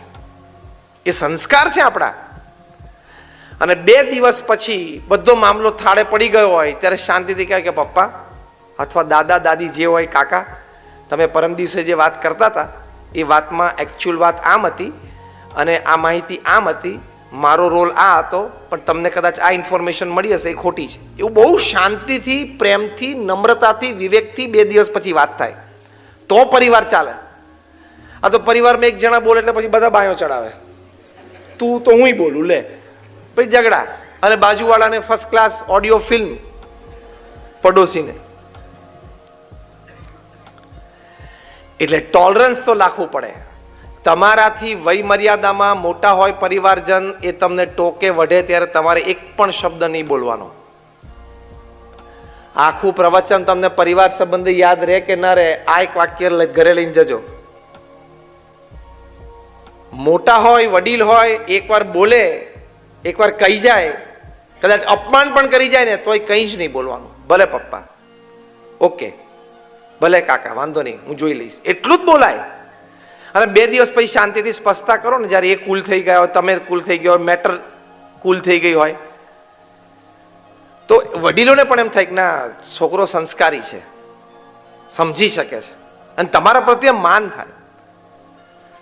તમે વિચાર તો કરો, તો તમારી સામે વડીલ હોય, તમારા પિતાજી હોય, કાકા હોય, ફુવા હોય, માસા હોય, કાકા, મામા, માસી, ફોઈ હોય, તમારાથી વડીલ હોય, અને એક બોલી ગયા તમે હાથ લાંબો કરીને ઝઘડો, એ તો કંઈ આપણા સંસ્કાર છે? એ તો કંઈ આપણી ખાનદાની છે? આ હું વાત સાચી કરું છું, ખોટી કરું છું? ત્યાં તો બધા સ્તબ્ધ થઈ ગયા છો ને, એટલે મને એમ કે શું થઈ ગયું? વાત સાચી કે ખોટી? એ વડીલોની મર્યાદા રાખવી જોઈએ. વડીલોનો આદર રાખવો પડે, તો જ પરિવાર ટકે ને. અને હું કેમ કહું છું કે સહન કરીને બેસવું? 2 દિવસ પછી શાંતિથી ચર્ચા કરો ને. Late the time pass. You have to give time to the issue. એને ટોલરન્સ કહેવાય, એને સહન કરાય. તમારી દીકરી પણ સાસરે જાય ત્યારે તમારે આ સલાહ આપવી જોઈએ. પરમ પૂજ્ય પ્રમુખ સ્વામી મહારાજ એક વખત વિદ્યાનગરમાં હતા, ત્યાં આણંદની બાજુમાં, ગુજરાત રાજ્યમાં. ત્યાં એક હરિભક્ત હતા પ્રભુદાસભાઈ, એમને 3 દીકરીઓ હતી. એમના 2 દીકરીના લગ્ન નક્કી થયા એટલે કંકોત્રી લઈને પ્રમુખ સ્વામી મહારાજ પાસે પ્રસાદી કરાવવા, આશીર્વાદ લેવા માટે આવ્યા હતા. એમને પ્રમુખ સ્વામી મહારાજને આવીને કીધું, સ્વામી મારી 2 દીકરીઓ બંનેનું લગ્ન નક્કી થયું અને એક જ માંડવે 2 જાન થશે અને એક જ દિવસમાં લગ્ન પૂરું થશે, આપ આશીર્વાદ આપો. પ્રમુખ સ્વામી મહારાજે ભગવાનના પુષ્પ એમની પર મૂક્યા, ચાંદલા કર્યા કંકોત્રી ઉપર, પ્રભુદાસભાઈને આશીર્વાદ આપ્યા કે બંને ખૂબ સુખી થાય. પછી પ્રમુખ સ્વામી મહારાજે પ્રભુદાસભાઈનો હાથ પકડીને 2-3 બહુ સરસ વાતો કરેલી હો, એમના અનુભવ પરથી. કારણ કે 3.5 લાખ ઘરે ગયા છે ને પધરામણીમાં, એટલે ખબર છે શું થાય. એટલે he knows the issues in and out. He knows the solutions of these issues in and out. પ્રમુખ સ્વામી મહારાજે પહેલું કહ્યું પ્રભુદાસભાઈને કે તમારી દીકરીને સાસરે મોકલો એટલે તમારે એને સલાહ આપવાની કે બેટા હવે તારું એ ઘર છે, તું ત્યાં શાંતિથી રહે, એમાં તારી શોભા છે, અમારી શોભા છે અને ઘરની પણ શોભા છે. તારે કંઈક કામ પ્રસંગ હોય તો મહિને 2 મહિને એકાદ વખત ફોન કરજે, બાકી તું શાંતિથી ત્યાં રહે એમાં અમે રાજી છીએ, તું પણ રાજી રહેજે. રોજ ફોન કરવાની જરૂર નથી. આપણે રિવર્સ સલાહ આપીએ છીએ કે રોજ સાંજે તારે 6-7 વાગે ફોન કરી જ દેવાનો. એ ખોટી સલાહ છે. કારણ કે રોજ સાંજે 7 વાગે ફોન કરે એટલે બધા સાસરીઓને બધાને શંકા જાય કે રોજ સાંજે 7 વાગે ઘરની બધી વાતો ત્યાં કરતા હશે. હવે કંઈ એવી વાતે ના હોય, પણ માણસનો શંકાશીલ સ્વભાવ છે, એટલે કે રોજ શું વાતો કરતા હશે. અને અમે તમે રોજ કોકની સાથે અડધો કલાક વાત કરો તો વાતમાં તો પછી કંઈ માલ હોય નહીં. કારણ કે રોજ તો મેટર કેટલું હોય, રોજ સાંજે વાત કરે એટલે વાત કેટલું હોય કે થેપલા બનાવે પરોઠા, ભાઈ પરોઠા ને હરખું છે, ખાઈ લે ભાઈ, માથાકૂટ શું. તો કે રોજ સાંજે ફોન કરી દેજે, એ ખોટું છે. બીજું એને કહેવાનું કે બેટા હવે તારા સાસુ સસરા તારા મા બાપ છે, એવા ભાવથી જ તારે ત્યાં રહેવું. કદાચ શરૂઆતના 2 વર્ષમાં, કારણ કે 2 વર્ષ શરૂઆતમાં નવું છે, પ્રમુખ સ્વામી મહારાજ કહેતા કે 2 વર્ષ સુધી કંઈ બોલવું જ નહીં, મૌન રાખવું. કારણ કે ત્યાં આખું નવું ઘર છે, નવા માણસો છે, નવી વ્યવસ્થા છે, નવું કલ્ચર છે. ત્યાં પરિવારજન બધા સાસુ સસરા દેર જેઠ જેઠાણી બધા હોય, લોકોના બેસવા ઉઠવાના સમય, બોલવા ચાલવાની રીત, ખાવા પીવાના સમય, ખાવા પીવાના ટેસ્ટ, ચા પાણી નાસ્તાના સમય, બધું આગળ જેવું થોડે હોય, તો જુદું તો હોય ને. તો ત્યાં એડજસ્ટમેન્ટ માટે ટાઈમ તો આપવો પડે કે નહીં? કોઈ પણ નવી સિસ્ટમમાં તમારે સિસ્ટમનો એક ભાગ બનવું હોય તો ટાઈમ તો જોઈએ કે નહીં? હા કે ના? તો તમારા દીકરીને કહ્યું કે બેટા 2 વર્ષ તો તું એડજસ્ટ થવામાં કાઢજે. એડજસ્ટમેન્ટ જ્યારે વ્યક્તિ કરતા હોય ત્યારે એને મૌન રહીને શાંતિથી આખી સિસ્ટમને સમજી લેવી પડે. એને ખબર છે કે બપોરે 3 વાગે ચાનો ટાઈમ છે, તો એને પોતાનો બપોરનો સુવાનો ટાઈમ એડજસ્ટ કરવાનો હોય કે ના મને તો ટેવ હતી, હું તો 4 વાગે જ ઉઠું, તો પણ હવે તારા સાસુ સસરા 3 વાગે ચા જોઈએ છે, you have to get up. તો થોડું એડજસ્ટમેન્ટ છે આ બધું. એટલે એ પ્રમુખ સ્વામી મહારાજે કહ્યું કે તમારા દીકરીને કહેજો, શીખવાડજો. આ તો ત્યાં સાસરે જઈને 5મા દિવસે સજેશન કરે કે મમ્મી આ કબાટ છે ને એ જો થોડો આમ હોય ને તો બહુ સારું. હવે તું કબાટ એડજસ્ટ ના કરીશ, ફેરવીશ નહીં, તું ફરી જઈશ. હવે ઘરમાં બધાને કબાટ આ ડિરેક્શનમાં 10 વર્ષથી અનુકૂળ ગયો છે. હવે તું સેટ થઈ જા કબાટને. હવે કબાટ ફેરવવો હોય ને તો 5 વર્ષ જોઈએ, ખબર છે? ઘરમાં કબાટ ફેરવવો હોય કેટલા વર્ષ જોઈએ? 5 વર્ષ જોઈએ. એમ છોકરો પણ બાપ સાથે ધંધામાં જોડાય, ભલે બાપ 10મું ધોરણ પાસ હોય અને છોકરો London school of economics LSE માંથી MBA કરીને આવ્યો હોય તોય ટેબલ ઉપર ફાઇલ ફેરવતા 2 વર્ષ થાય. અનુભવ તો લેવો પડે કે નહીં? આ તો પહેલા દિવસે કે ડેડી એકચ્યુઅલી આઈ ફીલ અમને છે ને LSE માં એક પ્રોજેક્ટમાં શીખવાડેલું કે આજે ચેન્જ થાય છે ને એમાં આ માણસની જરૂર નથી. તું પહેલા 2 વર્ષ અહીંયા કાઢ, પહેલા દિવસે સજેશન ના થાય. હમણાં એક સારા ફેમિલીમાં, બહુ જ સારો ફેમિલી બિઝનેસ, એમાં જ પ્રશ્ન થયો છે અત્યારે. તો હમણાં છેલ્લા 3 દિવસથી હું તો એ ફેમિલીને સારી રીતે ઓળખું છું, પણ હમણાં 3 દિવસથી છોકરાએ ઓફિસમાં જવાનું બંધ કરી દીધું. He is not attending his family office, family business. હવે હજી એને ફેમિલી બિઝનેસ અટેન્ડ થયા મહિનોય નથી થયો, પણ એને 10 સજેશન લખીને આપી દીધા પપ્પાને. મેં કીધું કે તું પહેલા 10 સજેશન ના, તું 2 વર્ષ. મને કે 2 years? મેં કહું આ તો ઠીક છે, તારે તૈયાર ફેમિલી બિઝનેસ મળી ગયો, બહાર તારે જોબ કરવાની હોત તો 2 years શું 5 વર્ષ સુધી ઊંચો ના આવત, સજેશન કરી શકે એવી પોઝિશનમાં ના આવત, ખબર છે? તો એટલે એ થોડું નમ્રતાથી, વિવેકથી, ખાનદાનીથી ત્યાં રહેવું પડે, એડજસ્ટમેન્ટ થોડું કરવું પડે. એટલે આ સલાહ આપવાની કે આવી રીતે ત્યાં સમજીને વિચારીને બધા સાથે હળીમળીને રહેવાનું. અને તમારે મા બાપ તરીકે પછી એને ફોન કરવાની જરૂર નહીં, બેટા શું કર્યું, શું ખાધું? આ બધું ખાધું જ છે, કોઈ ભૂખ્યું નથી મરતું. તકલીફ હશે મહિને 2 મહિને કંઈક કરશે. અને ત્રીજી વાત પ્રમુખ સ્વામી મહારાજે કહી કે તમારે દીકરીને કહેજો કે થોડુંક સહન તો કરવું જ પડશે. નવી સિસ્ટમ ને નવા માણસો છે ને, એટલે ટોલરન્સ તો લાવવો જ પડશે. સ્વામી કે દીકરો હોય એ ક્યાંક પ્રાઇવેટ કંપનીમાં નોકરી કરવા જાય તો ત્યાં થોડુંક એને સહન કરવું પડે એના બોસનું, અને દીકરી હોય તો સાસરે જાય તો થોડુંક સાસુ સસરાનું સહન કરવું પડે. એવું 2-5% ટોલરન્સ લેવલ તો રાખવું પડે કે નહીં? હું સાચો હોઉં ને તો હું જરાય સહન નહીં કરું, બસ આ કોન્સેપ્ટ ખોટો છે, મગજમાંથી કાઢી નાખવાનો. અગેન આઈ રિપીટ, વડીલોની મર્યાદા રાખવા માટે થોડુંક સહન કરવું જ પડે. સમાજની વ્યવસ્થા જાળવી રાખવા માટે થોડુંક સહન કરવું જ પડે. અને પરિવારમાં સુખ શાંતિ અને સ્થિરતા રહે એની માટે થોડુંક સહન કરવું જ પડે. તો એ ગુણ કેળવવો પડે, ટોલરન્સ. આ સોની સાહેબે 30,000 ફેમિલી ડિસ્પ્યુટ્સમાં જજ તરીકે એ ડિસ્પ્યુટ સાંભળીને ચુકાદામાં આ વાત કરી છે કે ટોલરન્સ અને એક્સેપ્ટન્સ. તો આ બે બહુ જ મોટા સદગુણ છે, એ ફેમિલી વેલ્યુઝ માટે ખૂબ જરૂરી છે. ત્રીજી એક વાત છે કે ફેમિલી માટે બધાએ પ્રોપર સમય આપવો. Time is very important. Warren buffet દુનિયાના આટલા ધનાઢ્ય વ્યક્તિ છે, પણ પોતાના જીવન ચરિત્રમાં લખે છે $100 બિલિયન નું ઇન્વેસ્ટમેન્ટ છે, $100 અબજ. સવારે 9 થી સાંજે 6 હું બિઝનેસમેન છું, સાંજે 6 થી રાત્રે 9 હું ફેમિલી મેન છું, અને રાત્રે 9 થી 10:30 હું એક સ્પિરિચ્યુઅલ એન્ટિટી એટલે કે આધ્યાત્મિક એન્ટિટી અસ્તિત્વ છું. એમ આપણે પણ પરિવાર માટે પૂરો સમય કાઢવાનો, ટેકન ફોર ગ્રાન્ટેડ નહીં. તમે મહિનામાં 2-4 દિવસ રાત્રે 9:30 પછી ઘરે આવો, ચલો કંઈક કામ હતું, કામ લોડ હતો, બીજા 2-4 દિવસ સાંજે કદાચ 8:30 પછી આવો તો પણ સમજી શકાય ટ્રાફિક હતો. બાકી મહિનામાં 20 દિવસ તમારે 8-8:15 સુધીમાં ઘરે આવી જ જવું જોઈએ. If you cannot come, let me tell you, you are a very, very poor manager of time and work. સમય અને કામના તમે બહુ પુઅર મેનેજર છો, અને તમારા પ્રોફેશનનો આખો દરિયો તમે નથી પી શકવાના. Can you drink the whole sea of your profession? Nobody can. તો પછી સાંજે 6 વાગે, 7 વાગે, 7:30 થાય, 8 વાગે એટલે પ્રેમથી ઓફિસમાંથી ઊભા થઈ જવાનું. આખા મુંબઈની બધી જવાબદારી ક્યાં આપણે રાખી નથી. આખા મુંબઈની બધી જવાબદારી કંઈ, you don't owe the responsibility of the whole city of Mumbai in your business. બીજા બધા બિઝનેસની વાત નથી. કોઈ અહીંયા ડોક્ટર બેઠા છે?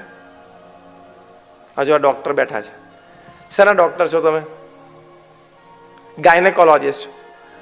હવે તમારે આખા મુંબઈના બધા ગાયનેકના કેસ તમારી પાસે આવી જાય તો ગાંડા થઈ જાવ ને, ના હેન્ડલ થાય. એટલે એક ટાઈમ બાર, એક ફિઝિકલ બાર, એક સેટિસ્ફેક્શન બાર કે ભાઈ આપણે આટલું કામ, આટલી કમાણી, આટલો સમય. You are not the work that you do, you are not the office that you sit in, you are not the bank account that you hold. આપણી લાઈફ કંઈક જુદી છે. સારામાં સારું કામ કરવું, 8 કલાક ખૂબ પુરુષાર્થ કરો. અત્યારે તમારી સામે બોલું છું, આ મારા 6થા દિવસની 6ઠી ટોક 6ઠી સિટીમાં છે. એટલે પુરુષાર્થ તો બધા કરવાનો હોય, અમે કરીએ છીએ, પણ એક ટાઈમ બાર, એક ફિઝિકલ બાર, એક સેટિસ્ફેક્શન બાર તો તમારે મૂકવો પડે. એમ આઈ રાઈટ ઓર રોંગ? એ તો આખી જિંદગી એમને પૂરી થઈ જાય. Work and work will kill you. You don't know when will you become 80, 90 end time to go. એટલે થોડું બેલેન્સ રાખો. એની માટે એક સરસ સિસ્ટમ હું શીખવાડું છું, 8+8+8 સિસ્ટમ. તમારી પાસે જીવનમાં એટલે કે દરેક દિવસમાં 24 કલાક છે. 24 કલાક તમારે 8+8+8 સિસ્ટમમાં રાખવાનું. પહેલા 8 કલાક તમારા વ્યવસાયમાં તમારો પ્રામાણિક નૈતિક પુરુષાર્થ. બીજા 8 કલાક સારી ઊંઘ અને આરામ. ત્રીજા 8 કલાક બહુ અગત્યના છે. જો તમને જીવતા આવડે તો તમે જીવન જીતી ગયા, અને જીવતા ના આવડે તો જીવન હારી ગયા. એમાં 3F, 3H અને 3S. 3F family, friends, faith. 3H health, hygiene, hobby. 3S soul, service and smile.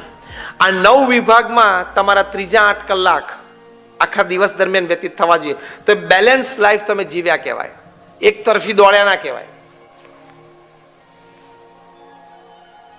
Family, friends, faith, health, hygiene, hobby, soul, service, smile. આ 9 ડિપાર્ટમેન્ટમાં તમારા ત્રીજા 8 કલાક વીતવા જોઈએ. તો તમે એક બેલેન્સ લાઈફ જીવ્યા કહેવાઓ. અને તો પરિવાર માટે તમારે શાંતિથી સમય નીકળશે. એટલે આવી રીતે ટાઈમ તો તમારા ફેમિલી મેમ્બર્સને તમારે આપવો પડે. પ્રમુખ સ્વામી મહારાજ આટલી મોટી સંસ્થા BAPS, અમે 1200 સંતો બધા સાથે પ્રમુખ સ્વામી મહારાજના સેંકડો પર્સનલ પ્રસંગો બનેલા છે. એમની પાસે 24 કલાક હતા. He could give time to everybody, બધાને સમય આપી શકતા હતા. આપણે તો રઘવાયા ને મૂંઝાયેલા જેટલા ફરીએ, ટાઈમ જ નથી. કારણ કે આપણું પ્લાનિંગ બરોબર નથી, વિચાર બરોબર નથી. તમે જેને પૂછો ટાઈમ જ નથી. ડોનાલ્ડ ટ્રમ્પ પાસે 24 કલાક, પ્રધાનમંત્રી નરેન્દ્રભાઈ મોદી પાસે 24 કલાક, પ્રમુખ સ્વામી મહારાજ પાસે 24 કલાક ને આપણી પાસે 24 કલાક. એ લોકો 24 કલાકમાં કેવું જીવે છે ને આપણે જો ચિત્રે હાલ જેવા. પેલું તો 2 દિવસથી નાનું કામ પતે નહીં. બોલો, બોગસ જેવું કામ હોય, નાનું કામ હોય તો 2 દિવસ ખેંચાઈ જાય. ટાઈમ જ નથી મળતો. આખો દિવસ કરો શું? આટા ફેરાના આશીર્વાદ. પછી નાના મોટા પ્રશ્ન થાય કે ના થાય. What I mean to say is કે સમયનું થોડુંક પ્રોપર આયોજન કરવાનું અને સમય પરિવાર સાથે ગાળવાનો. પ્રમુખ સ્વામી મહારાજ નાના બાળક સાથે પણ પ્રેમથી સમય કાઢી શકતા હતા. એકવાર વ્યક્તિગત મુલાકાતમાં, એટલે બધા લોકો પ્રમુખ સ્વામી મહારાજને મળવા માટે વ્યક્તિગત મુલાકાતમાં લાઈનમાં એના પ્રશ્નો હોય કે સાંભળે, પ્રમુખ સ્વામી ઉત્તર આપે. 100 જણાની લાઈન હતી અહીંયા દાદર મંદિરે. એક નાનો બાળક નીલકંઠ અહીંયા ઘાટકો પર નહોતો, અત્યારે હોંગકોંગ છે. ઇઝ એન ઇન્વેસ્ટમેન્ટ બેન્કર, અત્યારે તે હોંગકોંગમાં છે. એ નીલકંઠ દોડીને પ્રમુખ સ્વામી મહારાજ પાસે આવે. નાનો હતો એ વખતે, 5 વર્ષનો. I am talking of the 90s. અને કે સ્વામી, તમે ગઈકાલે જમતા હતા ને, ત્યારે હું સામે અહીંયા બેઠેલો અને જમ્યા પછી તમે તમારા દાંત બહાર કાઢી નાખ્યા. કારણ કે પ્રમુખ સ્વામી મહારાજના ડેન્ચર્સ હતા, ચોકઠા. તો કે સ્વામી, મેં તો ઘરે જઈને બહુ ટ્રાય કરી, મારા તો નીકળ્યા જ નહીં. નાનો 5 વર્ષનો બાળક. સ્વામી કે તારે ફરી વખત ટ્રાય નહીં કરવાની. તો કે સ્વામી, તમારા જેવા દાંત મારે પણ કેવી રીતે બહાર ક્યારે નીકળશે? તો સ્વામી કે તું મારા જેવડો થઈશ ને પછી નીકળશે. કારણ કે નાના બાળકને બીજું તો શું સમજાવવાનું. એ કે સ્વામી, વન રિક્વેસ્ટ. સ્વામી કે શું? કે આ તમારા દાંત છે, એકવાર બહાર કાઢીને મને બતાવો ને. વિધાઉટ અ સેકન્ડ્સ ડિલે, 1 સેકન્ડના પણ ડિલે વગર પ્રમુખ સ્વામી મહારાજે આટલી મોટી ક્યુ ઊભી હતી એમને મળવા વાળી, તરત દાંત બહાર કાઢીને બતાવ્યા. અને નાના બાળકને તો આશ્ચર્ય થાય ને કે દાંત બધા એકદમ હાથમાં આવી ગયા. એટલે પ્રમુખ સ્વામી મહારાજને કે આ કરો તો આ.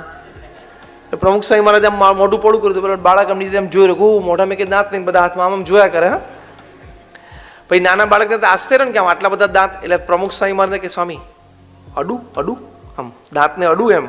સ્વામી ક્યાં વાંધો નહીં, અડ એમ દાંત ઉપર આમ હાથ ફેર્યો. પછી કે હવે પહેરો ને, હું જોઉં કેવી રીતે પહેરવાના. એટલે એમને અટેન્ડન્ટ સહિત ડેન્ચર્સને હાથને બધું ધોઈ આપ્યું. પછી પ્રમુખ સ્વામીમાં જે પહેર્યા, એકદમ આશ્ચર્યમાં ખુશ થઈ ગયો. પછી કે હવે આ કરો તો. એટલે પછી પ્રમુખ સ્વામીમાં આમ મોઢું કર્યું. પછી જો ખુશ થઈ ગયો બાળક. પાછળ જ બોમ્બેના બહુ જ મોટા સોલિસિટર હીરાલાલ સોઢા ઊભા હતા. હીરાલાલ સોઢાને અત્યંત આશ્ચર્ય થયું કે પ્રમુખ સ્વામી મહારાજ એક નાના બાળક માટે આટલો બધો સમય આપી શકે છે. એ પણ અમે બધા આટલા બધા લાઈનમાં ઊભા છીએ એને મળવા માટે એની વચ્ચે, અને નાના બાળકની આવી ઈચ્છા પૂરી કરી શકે છે. પ્રમુખ સ્વામી મહારાજના ખોળામાં એમને માથું મૂકી દીધું, પંચાંગ પ્રણામ કર્યા કે Swami, you are a really great personality.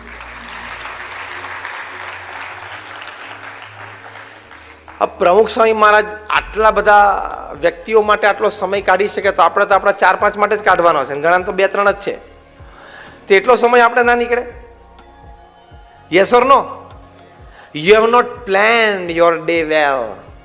You have not planned your family time well. તમે તમારો ફેમિલી ટાઈમ અને તમારો દિવસ સારો પ્લાન કર્યો હોય તો ટાઈમ મળે જ, સમય મળે જ, ગોઠવણ થાય જ. વોરેન બફેટે કીધું કે સાંજે 6 વાગે એટલે હું પેન ટેબલ ઉપર મૂકીને ઊભો થઈ જાઉં અને મોબાઈલ ફોન શટ ઓફ કરી દઉં. હું એમને કહું તમે મોબાઈલ ફોન શટ ઓફ કરી દો, સાયલેન્ટ મોડ ઉપર રાખો 8, 8:30 પછી.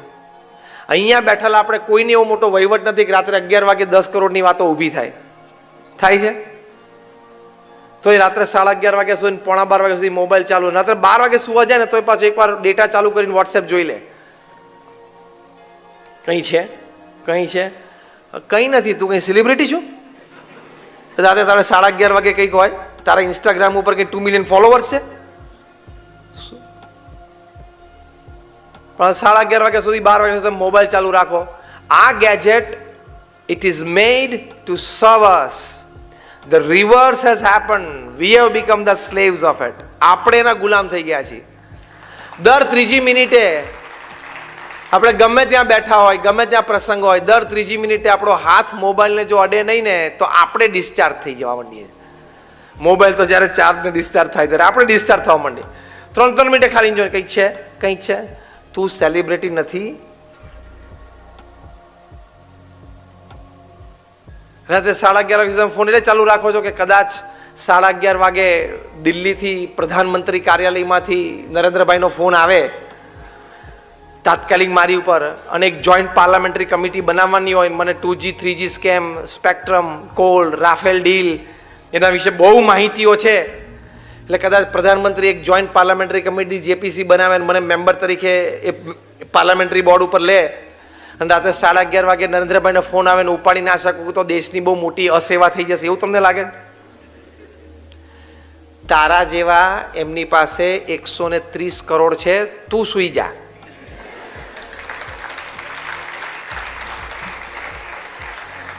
તારા જેવા દિલ્હીથી એમની પાસે 130 કરોડ છે. 130 કરોડ ઇન્ડિયન્સ છે whom he could call and connect. તું સૂઈ જા. તું એટલી બધી ચિંતા ના કરે. તારે એ 11:30 વાગે જેપીસીની ચિંતા નથી કરવાની, રાફેલ ડીલની ચિંતા નથી કરવાની. તારે તારા છોકરાને મેથમાં 45 માંથી 35 ઉપર આવી ગયો છે ને, જે એટલી જ ચિંતા કરવાની છે કે રાફેલમાં 30,000 કરોડનું કૌભાંડ થયું. 30,000નું નથી થયું. તારા છોકરામાં જે 45 માંથી 18 ઉપર આવી ગયો છે મેથમાં, એ કૌભાંડ થયું છે. એ તું કંટ્રોલ કર, પહેલા એ સ્કેમ કંટ્રોલ કર. સી, એટલે we need to really understand our life. આપણે આપણું જીવન થોડુંક સમજવું પડે.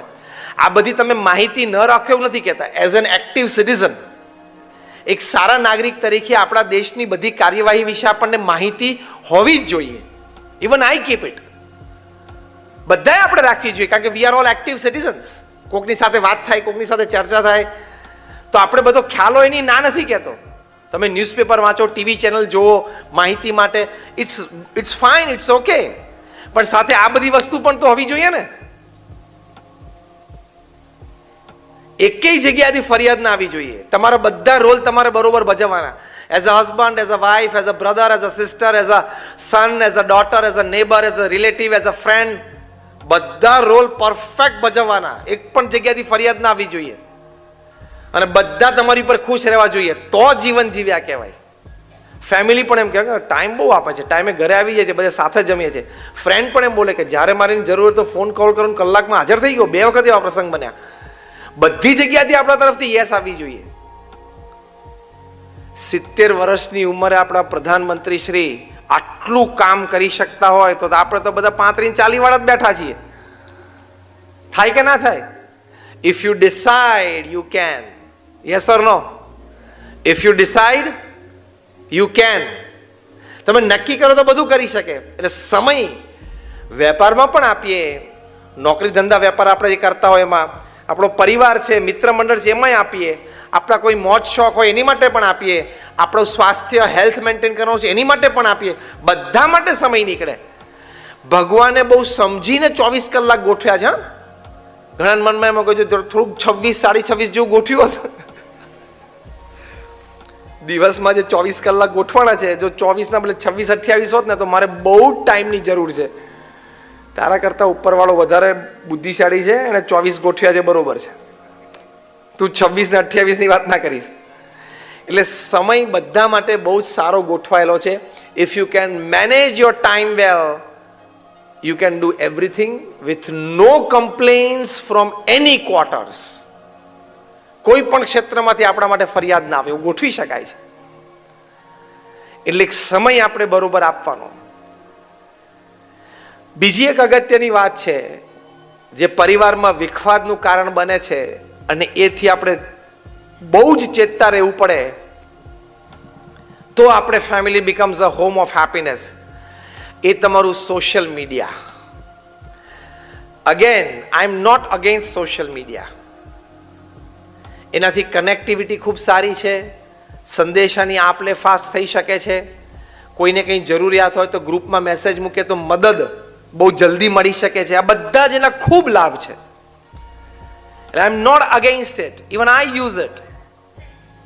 But you have to keep your senses under control.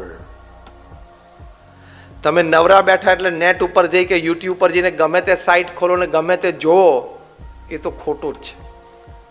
એ તમારા પરિવારમાં પ્રશ્નો ઊભા કરશે. હમણાં અમેરિકામાં American association of lawyers, advocates, આમ તો AAA બોલે છે, AAA, American association of advocates, એની એક સબ બ્રાન્ચ છે. જુદા જુદા લોયર્સ હોય ને, કોઈ ક્રાઇમના હોય, કોઈ સિવિલના હોય, એમ ડિવોર્સ લોયર્સ. એ લોયર સ્પેશિયલ ડિવોર્સમાં જ એનું સ્પેશિયલાઇઝેશન. એ બધા મિલિયનર છે. ખબર પડી? એ બધા મિલિયનર્સ છે. ડિવોર્સ લોયર્સ બધા મિલિયનર્સ છે. એમ સમજીને તાલી પાડી છે ને. એ લોકોની 3 દિવસની કોન્ફરન્સ થઈ અને બહુ જ બ્રેઇન સ્ટોર્મિંગ થયું. બધાએ પોતપોતાના અનુભવ, વિચારો શેર કર્યા. એનું એક કન્ક્લુઝન પેપર તૈયાર થયું. એમાં એક વાત લખવામાં આવી કે જે યંગ કપલ્સ છે in the age group of 25 to 40, 25 થી 40 વર્ષની વચ્ચેનું જે એજ ગ્રુપ છે, એ જે બધા કપલ્સ છે, એમાં ડિવોર્સના, છૂટાછેડાના મુખ્ય કારણો શું છે?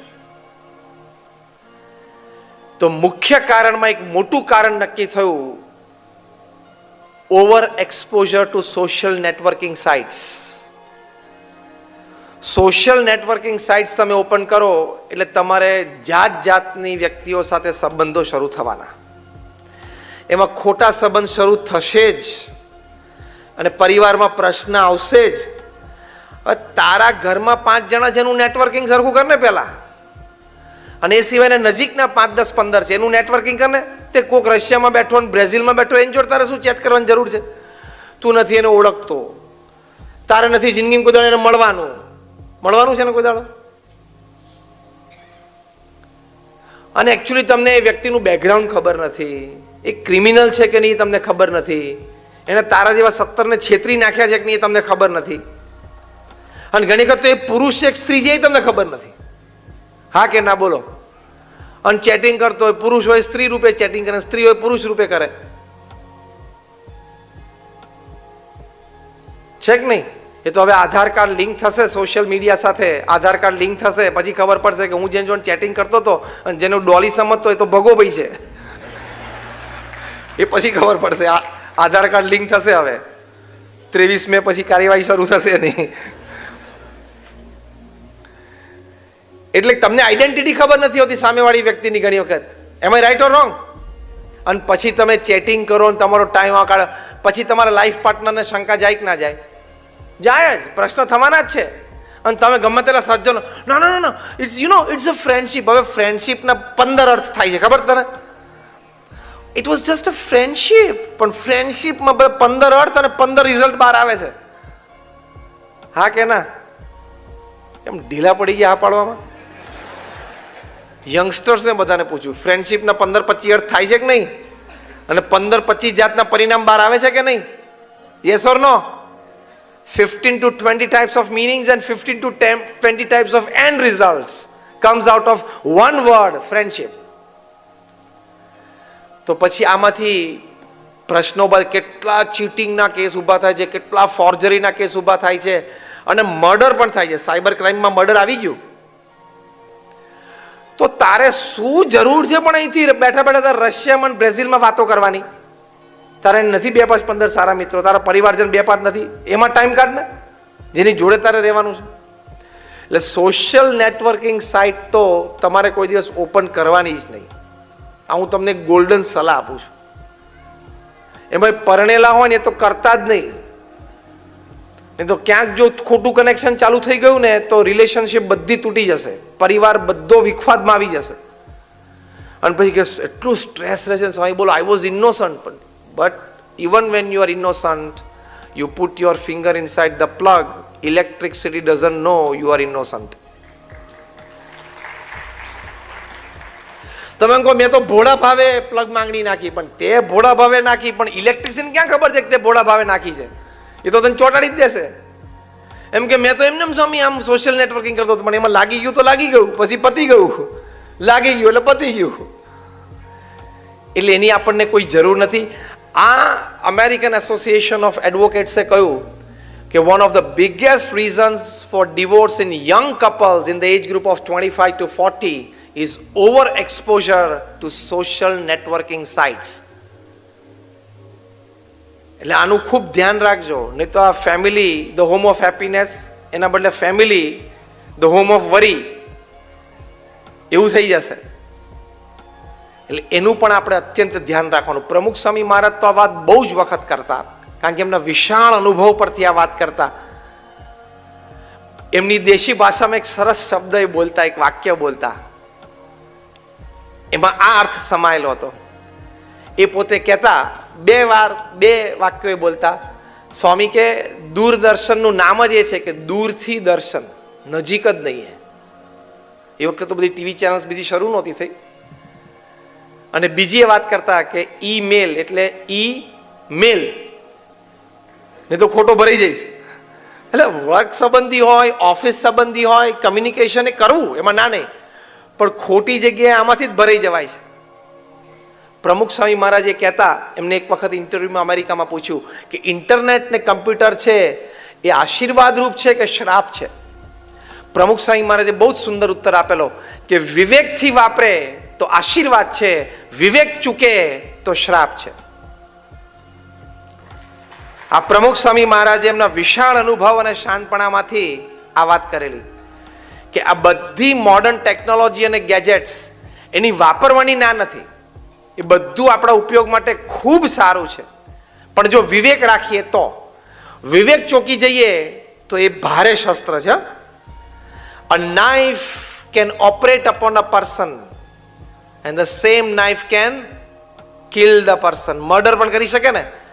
આ ડોક્ટર બેઠા છે એ પણ નાઇફનો ઉપયોગ રોજ કરે જ છે, પણ એ ચપ્પુનો ઉપયોગ ડોક્ટર કરે એમાં કોક માણસ બચી જાય અને કોક માણસને દર્દ હોય, કંઈક ઓપરેશન દર્દ હોય, ગાંઠ હોય તો સુખ થઈ જાય, એ દુઃખ એનું નીકળી જાય. એના એક ચપ્પુ કોક બીજાના અભણના હાથમાં હોય તો સ્ટેબિંગ કરે તો મારી નાખે માણસને. એટલે શસ્ત્ર એકનું એક જ છે, પણ તમને વિવેકથી, ભણતરથી ડોક્ટર વાપરે, ભણીને ભણતર રૂપે ચપ્પુને વાપરે તો લોકોને સુખ આપી શકે એ જ ચપ્પુથી. અને ભણ્યા વિના, વિચાર વિના, વિવેક વિના એનું એક ચપ્પુ વાપરે તો એ દુઃખી થાય, સામેવાળાને દુઃખી કરે. એટલે શસ્ત્ર તો એનું એ જ છે. It depends upon your wisdom. એમ કમ્પ્યુટર કે નેટ કે મોબાઈલ ફોન બધું સારું છે, ખૂબ ઉપયોગી છે, પણ જો વિવેક હોય તો એ તમે વિઝડમ ચૂકી જાઓ તો that can be it proves very dangerous. જબરજસ્ત ડેન્જરસ વસ્તુ છે. એટલે એ પણ આપણે પરિવારમાં, તમે રાત્રે શાંતિથી સાથે જમવા બેઠા હો, પરિવાર સાથે જ જમવા બેઠા હો, તમારા જમણા હાથમાં કોળિયો હોય છે ને તમારા ડાબા હાથમાં શું હોય છે? બધાને ખબર છે. કેવી રીતે ખબર પડી કે હું બોલ્યો નહીં તોય? અનુભવ, બરોબર ને? આ જમણા હાથે કોળિયો જમતા હોય, ડાબા હાથે બધાને બોલે. પછી આમાં ફેમિલી ડિનર ઉપર બધા સાથે બેઠો તો જમતા જમતા. My simple question is somebody sitting miles away is more important to you than your blood relation just 2 feet away? તમારી માટે અગત્યનું કોણ છે? કોક વ્યક્તિ 100 માઇલ દૂર બેઠી છે અત્યારે, એ અગત્યની છે કે અત્યારે ભોજન વખતે તમારા પરિવારજન જેની સાથે તમારે લોહીનો સંબંધ છે 2 ફૂટ દૂર બેઠી છે એ અગત્યની છે? અગત્યનું શું છે? બોલો જોશથી, ફરી વખત. તો તમારે બધાએ આજે એક નિયમ લઈને જવાનું કે જમતી વખતે તમારે બધાએ ફોન બાજુ પર મૂકી દેવાનો.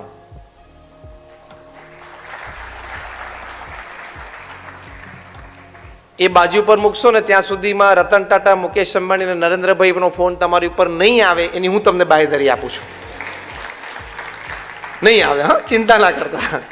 મુકેશભાઈનો નહીં આવે, રતનભાઈનો નહીં આવે, નરેન્દ્રભાઈનો નહીં આવે. કુમાર મંગલમ બિરલા, આટલા મોટા બિરલા, આદિત્ય બિરલા ગ્રુપના ચેરમેન, 5 લાખ કરોડની વ્યક્તિ કહેવાય. Kumar Mangalam Birla, from salt two software they make everything. એમના અને એમના ધર્મપત્નીનો ઇન્ટરવ્યૂ ટાઈમ્સ ઓફ ઇન્ડિયા લીધેલો. એમને પૂછ્યું કે તમે ટાઈમ કેવી રીતે મેનેજ કરો છો, સમય, પરિવાર સાથે, travelling time, office time, meeting time. Kumar Mangalam બિરલાના ધર્મપત્ની એમણે ઇન્ટરવ્યૂમાં કીધું, હજી ટાઈમ્સ ઓફ ઇન્ડિયાનું એક કટિંગ છે મારી પાસે.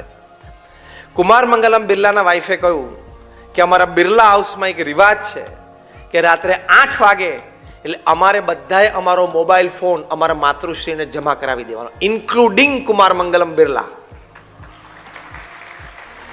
એટલે ઇન્ટરવ્યુઅર આપણામાંનો કોક હતો, 1.5. એટલે એણે પૂછ્યું, ખબર પડી 1.5 એટલે તો ઠીક.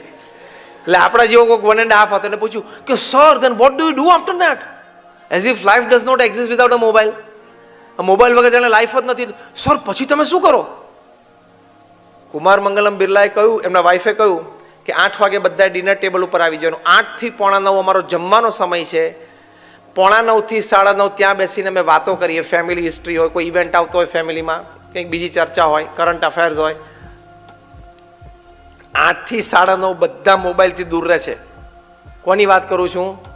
આપણા શહેરના આવા ધનાઢ્ય મોટા વ્યક્તિની વાત કરું છું. કુમાર મંગલમ બિરલા 5 લાખ કરોડનું બિઝનેસ એમ્પાયર છે, આદિત્ય બિરલા ગ્રુપ.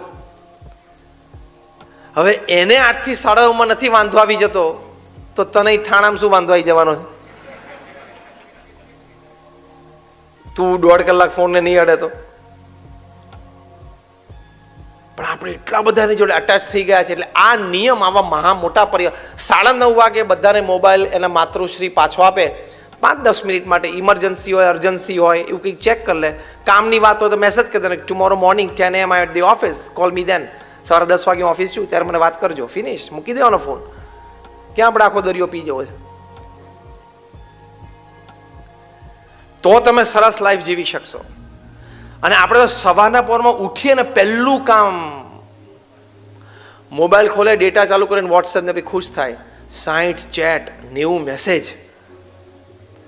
એ 60 માંથી 58 ચેટ તો ગુડ મોર્નિંગના ફૂલડા જ છે. બીજું કંઈ તું ક્યાં અગત્યનો એટલો વ્યક્તિ છું સેલિબ્રિટી તાર સવારના પોરમાં? તું કે વિરાટ કોહલી શું તે સેન્ચુરી કરી હોય તને સવારના પોરમાં 50 મેસેજ કોંગ્રેચ્યુલેશન્સ, બીજા 50 મેસેજ જુદા જુદા ન્યૂઝપેપરમાં તારા ફોટોગ્રાફ છપાણા હોય એના હોય. તારે સવારના પોરમાં કશું નથી. અને એ બધા ગુડ મોર્નિંગના ફૂલડા પાછા સવારના પોરમાં ફરતા ફરતા જ આવ્યા હોય છે. અને એમાંથી એકાદ ફૂલડું તમને ગમે એટલે તમે તમારા ગ્રુપમાં જવા દો. એ પાછું 3 દિવસે થાણાથી, મુંબઈથી, કલકત્તા, દિલ્હી થઈને પાછું થાણા આવી જાય છે. વોટ્સએપનો સિનોનિમ શબ્દ છે કચરો, કચરા પેટી. અહીંથી આવે એટલે અહીં ઠલવે, પેલાને ગમ્યું એટલે પેલો એના ગ્રુપમાં ઠલવે, ચાલ્યા જ કરે છે. એટલે વોટ્સએપનો સિનોનિમ શબ્દ શું છે? Garbage bag. અગેન, વિવેકથી વાપરતા ન આવડે તો, વિવેકથી વાપરો તો એના લાખ ફાયદા છે. અને વિવેક ચૂક્યા તો એ ગાર્બેજ બેગ જ છે. અને એમાં કોઈક બપોરિયામ નવરો બેઠો હોય તો એકાદું ફૂલડું ક્રોપ કરે ને, એકાદું પાંદડું કાઢે ને, એકાદું પેટલ ઉમેરે ને, સ્ટાઇલ આમ કરી નાખે ને, પીળું કરી નાખે ને, પાછું એવું પડે એટલે એ પાછું 5 દાડા ચાલે ગામ આખામાં. એમાં ને એમો ટાઈમ આપણે. અને વોટ્સએપ પર જેટલી વિડીયો આવે ને બધી જ જોવાની. કારણ કે આપણે તો ટાઈમ તો આપણને પૃથ્વી પર ભગવાને બહુ આપી દીધો છે, નવરાશનો પાર નહીં. જેટલી વિડીયો આવે એટલી જોવાની. You are a full.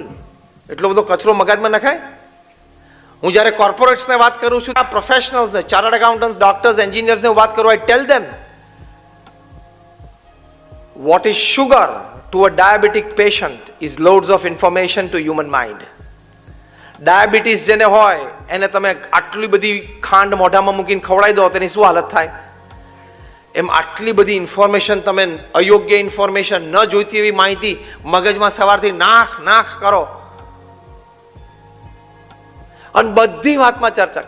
Virat Kohli outside the off stump ball જતો હતો, ત્યાં રમવા જવાય જ નહીં, આઉટ જ થઈ જાય ને, રમતા જ નથી આવડતું. લે, હવે તું ચોકથી, કોલસાથી કોકની દિવાલ ઉપર સ્ટમ્પ દોરીને રમીને મોટો થયો, તારે વિરાટ કોહલી પર કોમેન્ટ આપી છે?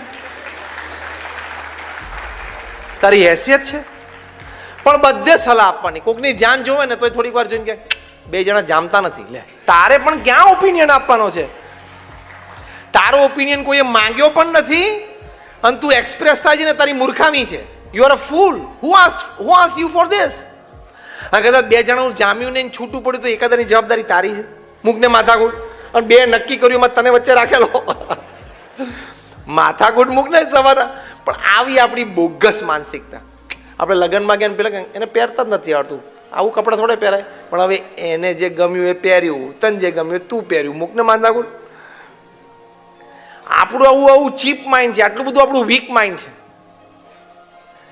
એટલે એ થોડું દૂર રાખી આપણે આપણા ફેમિલીનો આનંદ લઈ શકીએ. બહુ લાંબી ચિંતા કરવાની જરૂર નથી. કે એકચ્યુઅલી છે ને, પ્રેસિડેન્ટ ટ્રમ્પ અને હિલેરી ક્લિન્ટન વચ્ચે ફિલાડેલ્ફિયામાં ઇસ્યુ હતો. તું ફિલાડેલ્ફિયા રહેવા દે, તું ટ્રમ્પ અને હિલેરી રહેવા દે, આપણું અહીંયા રાખ. કે આજે વોટિંગ કર્યું તો નહોતું કર્યું, બસ એટલું કર ને. અને છેલ્લી વાત કરવાની, અ ટચ ઓફ સ્પિરિચ્યુઆલિટી.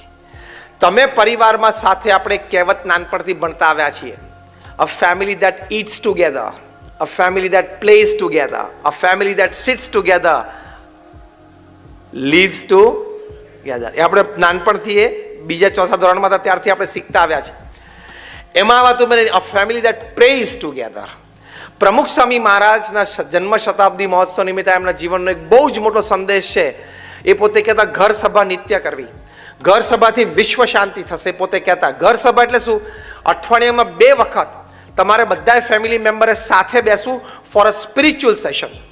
હું સંત છું એટલે વાત નથી કરતો, I am also man of science. મેં પણ મારું એન્જિનિયરિંગ કર્યું છે, એટલે I am also student of science અને સ્ટુડન્ટ ઓફ સ્પિરિચ્યુઅલ. એટલે મને બેય ખબર છે. તમને એક જ ખબર છે, મને બેય ખબર છે, બેય લાઈફ.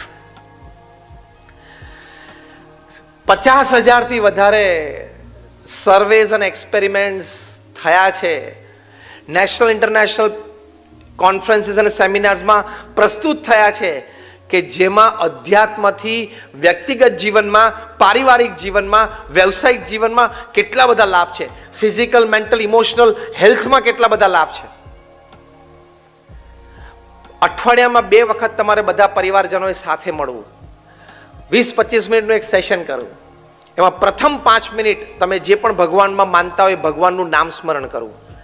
હમણાં university of Philadelphia, university of પેન્સિલ્વેનિયામાં રિસર્ચ થઈ, સાયકોન્યુરો સોફ્ટવેર્સથી, એબ્સોલ્યુટ સાયન્ટિફિક એક્સપેરિમેન્ટ, પૂર્ણ વૈજ્ઞાનિક પ્રયોગ. સાયકોન્યુરો સોફ્ટવેર્સથી જે વખતે તમે ભગવાનનું નામ સ્મરણ કરતા હોય એ વખતે તમારા બોડીના હાર્મોન્સ, એનું બધું સિક્રિશન, એ બધા ગ્લેન્ડ્સ પ્રમાણે ચેક થઈ અને એ લોકો નિષ્કર્ષ ઉપર આવ્યા કે તમે ભગવાનના નામ સ્મરણથી તમારી યાદશક્તિ વધે છે, તમારો વિલ પાવર વધે છે, તમારો કોન્ફિડન્સ લેવલ વધે છે, તમારી બફર કેપેસિટી એટલે કે શોક એબ્ઝોર્પ્શન કેપેસિટી એટલે દુઃખ સહન કરવાની શક્તિ વધે છે, અને તમારી રોગ પ્રતિકારક શક્તિ એ પણ વધે છે. આટલા લાભ છે નામ સ્મરણથી.